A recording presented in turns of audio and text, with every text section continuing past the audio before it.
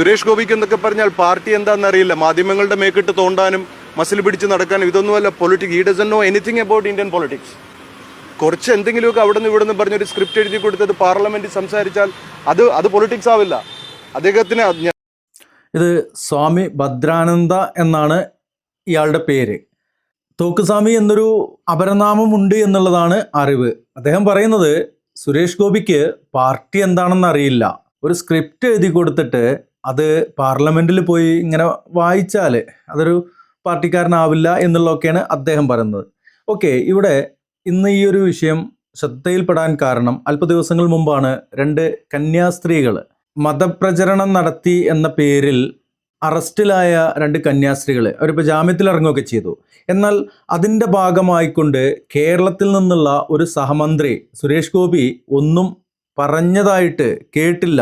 അപ്പോൾ ഇദ്ദേഹം പറയുന്നത് വല്ല യാഥാർത്ഥ്യമുണ്ടോ എന്നുള്ളതാണ് ഇന്നൊന്ന് നോക്കാൻ പോകുന്നത്. എങ്ങനെയൊക്കെയാണ് സുരേഷ് ഗോപി ഈ ആളുകൾക്കിടയിൽ നടന്നുകൊണ്ടിരിക്കുന്നത്, പ്രവർത്തിച്ചുകൊണ്ടിരിക്കുന്നത് നമുക്കൊന്ന് കാണാം.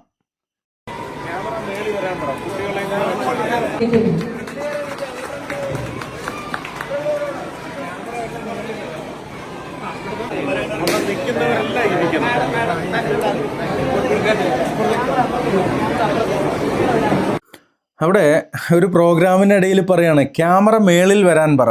ട്രോളി ആക്ഷൻ കട്ടൊക്കെ പറഞ്ഞ് ശീലിച്ച് ആ ഹാങ് ഓവറിലാണ് സുരേഷ് ഗോപി ജി എന്ന് തോന്നുന്നുണ്ട്. അതുപോലെ തന്നെ അവിടെ നിൽക്കുന്നവരൊക്കെ ഇരിക്കണം. അതെന്തിനാണെന്നുള്ളത് അറിയില്ല. ഇനി അടുത്തത് നമുക്കൊന്ന് കണ്ടു നോക്കാം.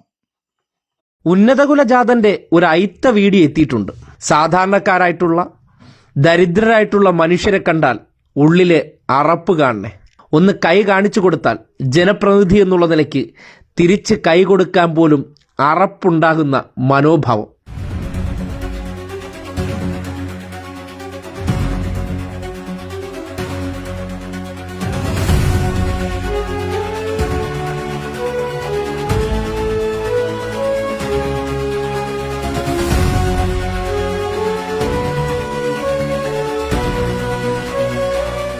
ഈ പാവപ്പെട്ട മനുഷ്യർക്ക് ഇന്നും ഇയാളെ തിരിച്ചറിയാൻ കഴിഞ്ഞിട്ടില്ലല്ലോ എന്നോർത്താണ് ദുഃഖം. ആർക്ക്? തൃശ്ശൂരിലെ കുറച്ച് ആളുകൾക്ക് ഇദ്ദേഹത്തെ തിരിച്ചറിയാൻ കഴിഞ്ഞിട്ടില്ല എന്നുള്ളതാണ് തോന്നുന്നത്. ഇനി ഇതേ ഒരു അവസ്ഥ മറ്റൊരു ഭാഗത്ത് ഇതേപോലെ ഇദ്ദേഹം ഒരു ജനപ്രതിനിധിയാണ്. സുരേഷ് ഗോപി രാജ്യസഭ MP ആയിക്കൊണ്ട് തന്നെ കുറച്ചു കാലം നടന്നതാണ്. അതിനുശേഷം പാർലമെന്റ് ഇലക്ഷനിൽ തൃശ്ശൂരിൽ നിന്ന് വിജയിക്കുകയും മന്ത്രിയായിട്ട്, സഹമന്ത്രിയാണെങ്കിൽ പോലും കേന്ദ്രത്തിൽ ഒരു മന്ത്രി ആയിക്കൊണ്ട് ഇരിക്കുകയും ചെയ്യുന്ന ആള് കുറച്ച് ചന്തം കുറവുള്ള ആളുകളെ കണ്ടു കഴിഞ്ഞാൽ ഒന്ന് കൈ കൊടുക്കുവാൻ പോലും, അവിടെ ആ കൈ കൊടുക്കാൻ വന്ന ആളുകൾ വെയിൽ കൊണ്ട് അല്ലെങ്കിൽ മഴ കൊണ്ട് വെയിലും മഴയും ഒന്നും വകവെക്കാതെ ഈ മനുഷ്യന് വേണ്ടിയിട്ട് വോട്ട് ചെയ്ത ആളുകളായിരിക്കും. അത് ഒരു ഭാഗത്ത് മാത്രമല്ല, അടുത്തൊന്ന് കണ്ടു നോക്കൂ നിങ്ങൾ.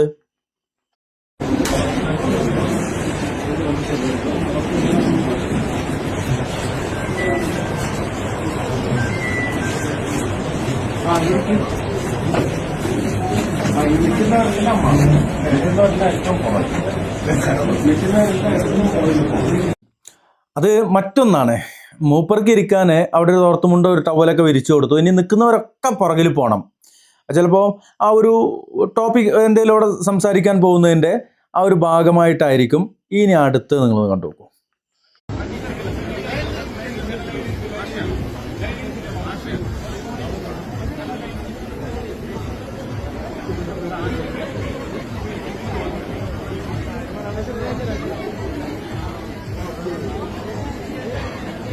ഒരു സംസാരിക്കാൻ കഴിയാത്ത, കേൾവി ശക്തി ഇല്ലാത്ത ഒരു സാധു അവിടെ നിൽക്കുന്നുണ്ട്. അയാൾ കുറച്ച് ചന്തം കുറവുണ്ട് തോന്നുന്നുണ്ട്. അയാളോട് പോ ദൂരപ്പോ എന്നും പറഞ്ഞിട്ട് ആട്ടി വിടുകയാണ്. ഇനി വേറെയും ഇതുപോലെയുള്ള സോഷ്യൽ മീഡിയയിൽ സ്ഥിരമായിട്ട് വന്നുകൊണ്ടിരിക്കുന്ന ചില പൊങ്ങച്ചങ്ങൾ അല്ലെങ്കിൽ സ്വയം പൊങ്ങലുകളാണ്. ഒരു കേന്ദ്രമന്ത്രിയാണ്, ഒരു ജനപ്രതിനിധിയാണ് എന്നൊക്കെ മറന്നുകൊണ്ട് കമ്മീഷണർ എന്ന ഒരു സിനിമ രഞ്ജി പണിക്കർ കഥയും തിരക്കഥയും എഴുതി ഷാജി കൈലാസ് സംവിധാനം ചെയ്ത് കേരളത്തിൽ നല്ല രീതിയിൽ ഓടിയ ഒരു സിനിമയായിരുന്നു കമ്മീഷണർ എന്ന സിനിമ. ആ സിനിമ അഭിനയിച്ചതിന് ശേഷം കമ്മീഷണർ എന്ന ആ ഒരു ഹാങ് ഓവറിൽ നടക്കുന്ന ഒരാളാണ് ഇദ്ദേഹം. അതുപോലെ ആ ശ്രേണിയിലുള്ള ആ കാറ്റഗറിയിലുള്ള പല സിനിമകളും അതുപോലെ വീണ്ടും അഭിനയിച്ചിട്ടുണ്ട്.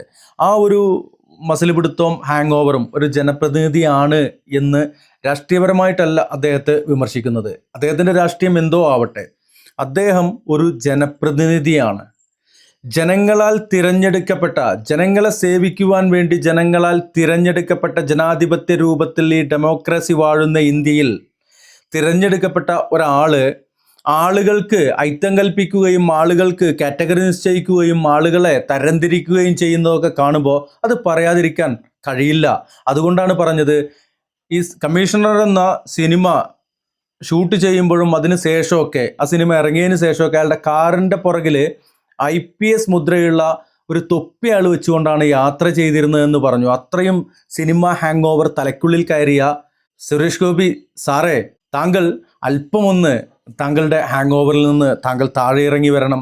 ഇത് ഇന്ത്യയാണ്, ഇത് മതേതര ഇന്ത്യയാണ്. ഇവിടെ വെളുത്തവനും കറുത്തവനും ചെറിയവനും വലിയവനും മതമുള്ളവനും മതമില്ലാത്തവനും പല വിശ്വാസങ്ങളുള്ളവനും ഒക്കെ തുല്യ പ്രാധാന്യമുള്ള, താങ്കൾ സിനിമയിൽ വന്നു, 4 ആളറിഞ്ഞു, 10 പുത്തനുണ്ടാക്കി, അതിനുശേഷം BJP എന്ന് പറയുന്ന രാഷ്ട്രീയ പാർട്ടിയുടെ ലേബലിൽ നിന്നുകൊണ്ട് അവർ നിങ്ങളെ വിജയിപ്പിച്ചെടുത്തു, അല്ലെങ്കിൽ നിങ്ങളുടെ പ്രയത്നഫലമായിക്കൊണ്ടോ അല്ലെങ്കിൽ നിങ്ങൾ ഏറ്റുവാങ്ങിയ ട്രോള് അത് കണ്ട് ചില ആളുകൾ സഹതാപം തോന്നിയോ, അതുമല്ലെങ്കിൽ വോട്ടുകൾ പല പേരിൽ പല ഭാഗത്ത് നിന്ന് അങ്ങനെയൊക്കെ പറയുന്നത് കേൾക്കുന്നു കേട്ടോ, വോട്ടുകൾ ചേർത്ത് അല്ലെങ്കിൽ എന്തുമാവട്ടെ, താങ്കൾ നൽകിയ സ്വർണ്ണ കിരീടമോ അല്ലെങ്കിൽ അതുപോലെയുള്ള എന്തുമാവട്ടെ, എന്തിൻ്റെ പേരിലാണെങ്കിലും താങ്കൾ വിജയിച്ച് മന്ത്രിയായി ഇന്ന് കേന്ദ്ര സഹമന്ത്രിയായിട്ടിരിക്കുന്ന താങ്കൾ ഞങ്ങളെപ്പോലെയുള്ള പാവങ്ങൾക്ക് കയ്യൊന്ന് തരാൻ ഭയങ്കര മടിയാണ്.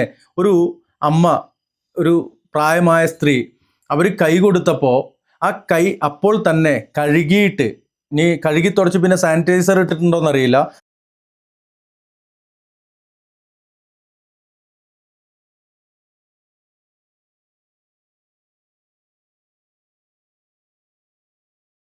അതിന് ന്യായീകരണം വന്നത് കൈ കഴുകിയത് കേക്ക് മുറിക്കാനുണ്ടായിരുന്നു അതുകൊണ്ടാണെന്നാ. ഈ കൈ എന്ന് പറയുന്ന ആ അമ്മയുടെ കൈയിനേക്കാൾ അത്ര പുണ്യമാക്കപ്പെട്ട കൈയാണോ ഇത്? അതോ സുരേഷ് ഗോപിയുടെ കൈയിനേക്കാൾ മോശപ്പെട്ടൊരു കൈയാണോ ആ പാവം വയസ്സായ ആ അമ്മയുടെ കൈ?